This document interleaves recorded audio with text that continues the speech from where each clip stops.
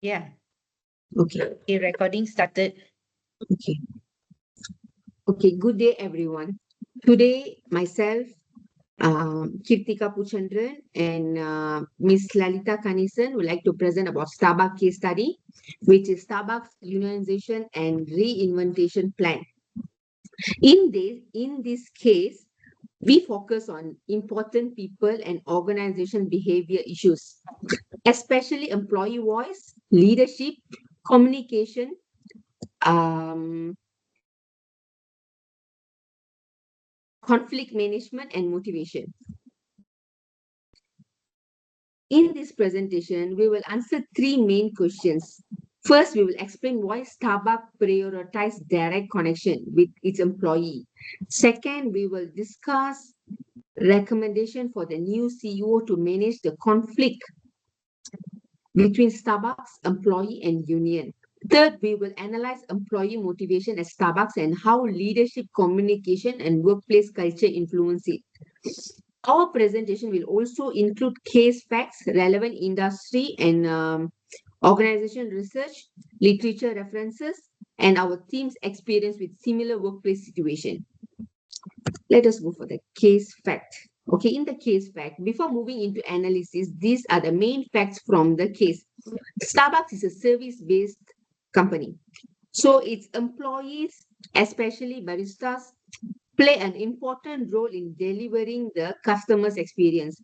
However, the case shows that some employees were concerned about workload, staffing, scheduling, pay, respect, and lack of voice.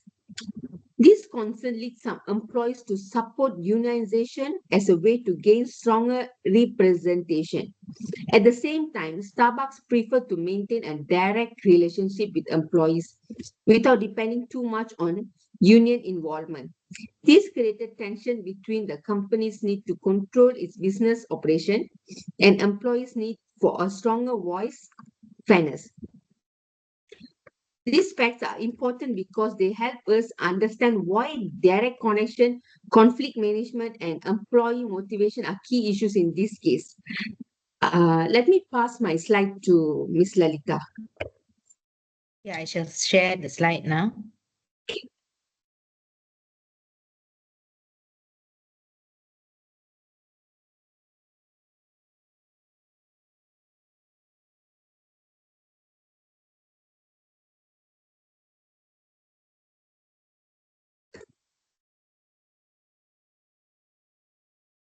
Problems faced by Starbucks employees, staff shortage, pay did not keep up with inflation, safety concerns, poor communication with senior management. Staff members want to form a union to overcome these problems. However, Starbucks is against the unionization of its stores and closed all shops with union and fired employees that joined the union. Narasimhan, the new CEO, has held face-to-face meetings with employees and is committed to making packaging easier to work with. Strategic alignment. It is very important to align human resource practices with the organization's overall strategy to make sure the company is focused on similar mission, vision, and goals to grow and cultivate new talent. Direct connection with employees. Starbucks values direct connection with its employees so that problems and conflicts can be settled quickly. Starbucks wants to flatten the hierarchy. This is so that the management team can be quickly reached and made aware of any problems and decentralization can happen. According to Harvard Business Review 2024, Starbucks' mission is to inspire and nurture the human spirit, one person, one cup, and one neighborhood at a time. The direct connection with the employees also make sure that this human connection is still there and preserved akin to their mission statement.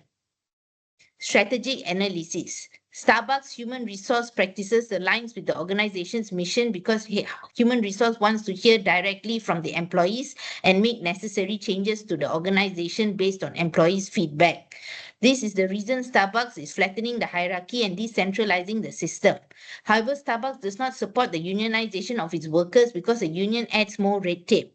The leadership style that should be followed is servant leadership. Servant leadership encourages upper management to lead in a transparent and honorable manner so that the employees always know what is happening in the organization and they know upper management always supports the employees regardless of the circumstances.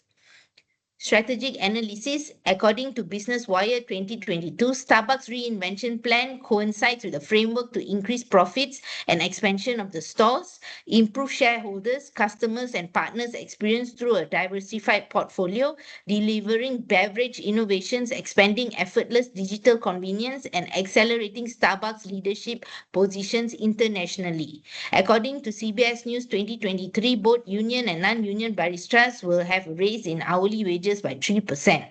According to More Perfect Union 2024, 415 Starbucks stores in 43 states in the US have won union elections.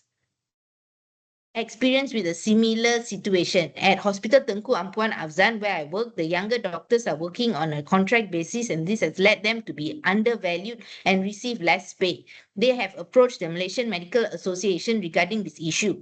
MMA is the union for doctors in Malaysia. However, they have not reached a resolution to this problem yet. Human Resource at HTAA has a strategic alignment of wanting to listen to these doctors directly. I shall pass back to Kritika. Thank you.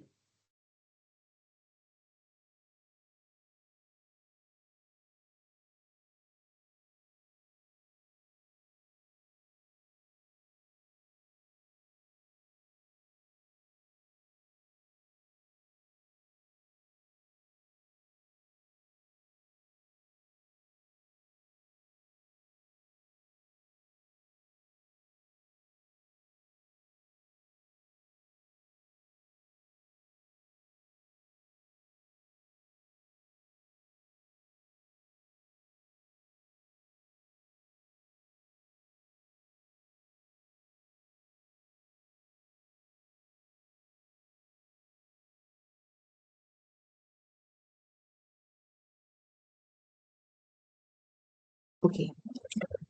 Okay. Okay. Yes. As Ms. Lalita said, uh, I'm agree to it, and we would like to go for a recommendation for the new CEO, Mr. Narasimhan, to firstly understand the conflict is not only about unionization. From our point of view, the deeper issue is about trust, employee voice, and whether employees feel respected in the daily work. Starbucks has always called its employee as a partner, but the case shows that some employees felt their concerns were not fully heard. Their concerns were related to workload, staffing, scheduling, pay, respect, and fairness. From my own workplace understanding, when employees feel ignored or unfairly treated, small issue can become bigger conflicts. But when management listen early and take actions, employees are more willing to cooperate. This is why Starbucks should not see these conflicts only as a problem. The CEO should use its feedback to improve the company. Our recommendation for the CEO is to first rebuild trust with employees. The CEO should create regular open discussion with employees, store manager and union representative. This should not be just a formality. Employee must feel safe to speak honestly about the problem they face at store level. My second recommendation is to treat union professionally, not as enemies. Since some employees have already chosen union representation, Starbucks should bargain in good faith. This does not mean the company must agree to every union demand, but the discussion must be respectful and fair. My third recommendation is to improve store level working condition, communication along with the solve the conflict if employees continue to feel overworked or unsupported. The CEO should review staffing, scheduling, workload, and managerial support. Overall, the CEO should manage the conflict through collaboration, not confrontation.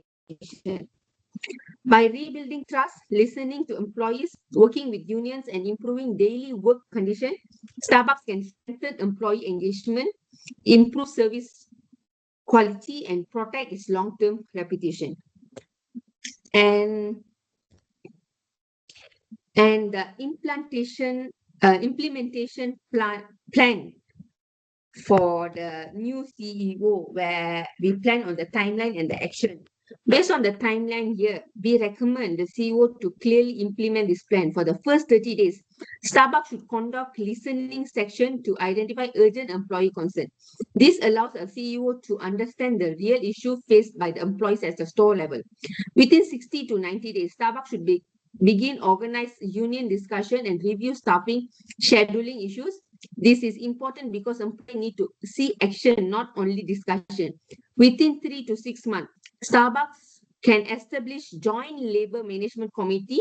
This committee can meet regular to monitor workplace concern and proper solution.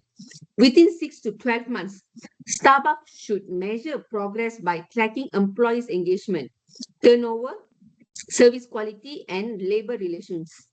This makes conflicts management an ongoing process rather than one-time solution.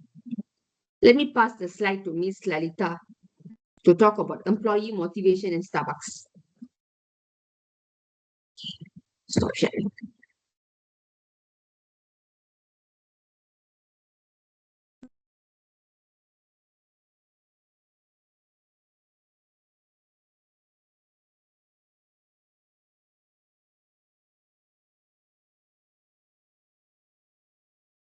Employee motivation at Starbucks, ownership and financial security. Through the Beanstalk program, Starbucks provides partners with an actual ownership stake in the company, which fosters a sense of personal investment, growth, and competence. The Starbucks College Achievement Plan, SCAP, covers 100% tuition for degrees, serves as a powerful motivator for partners seeking long-term development.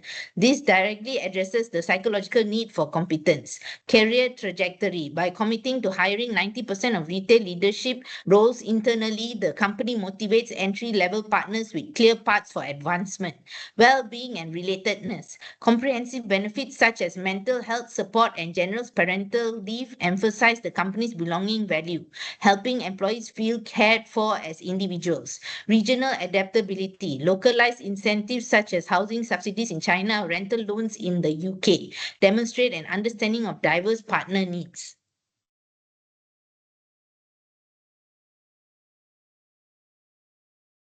Evaluating leadership, communication, and workplace culture. Leadership. The current Back to Starbucks strategy under the new CEO focuses on empowering retail leaders and reinvesting the green apron partner experience. This shift aims to move leadership from a purely transactional focus on efficiency to a more transformational approach that nurtures the human spirit. However, the leadership's historical resistance to unionization has created a disconnect, with some partners viewing management actions as inconsistent with their stated values. Communication. Starbucks utilizes anonymous surveys to seek feedback and analyze areas for improvement, partner engagement. While this suggests an open door philosophy, the use of captive audience meetings during labor disputes has been criticized for being one-sided potential, underlining the relation transparency required for authentic leadership. Workplace culture. The company has cemented belonging as a The company has cemented belonging as a core value, aiming to create an environment where everyone feels welcome. This culture is a primary driver of motivation, yet it faces challenges from labor tensions and reports of a culture of fear in stores attempting to unionize. The current restructuring efforts seek to re-establish the community coffee house identity, which is vital for maintaining the intrinsic motivation of partners who value social connection.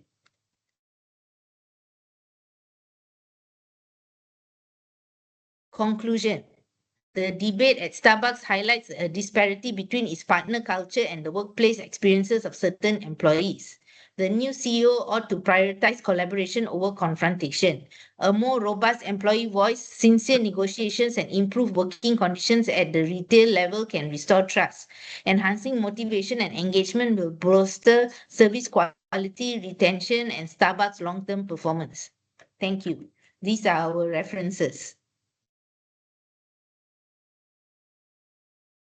Thank you.